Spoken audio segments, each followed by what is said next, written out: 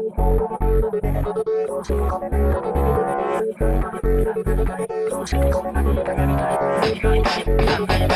してこんなにとても痛い。何が痛い、何で痛い。どうしてこんなに痛い。もう痛い、とても痛い。どうしてこんなにとても痛い。会いたい、君に伝えたい。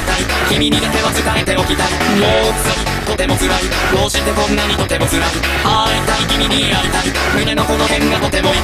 きっかけは自分だったのです。傷をつけてしまったのです。放っておけば自然消滅でも痛みがいちいち主張してくるよ。としていたら何も見えない。なったものにしかわからない。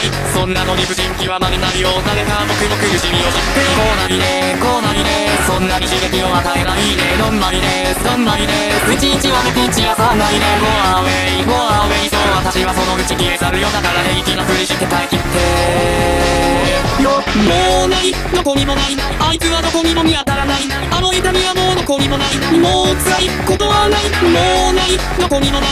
君はどこにも見当たらない。痛みはどこにもないはずなのに。辛いことなんかないはずなのに。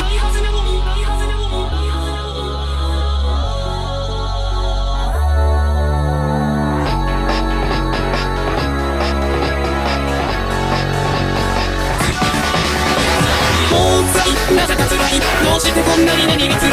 待ち望んでいたことなのに。なんだか何かが物足りないよ。もう痛い、とても痛い。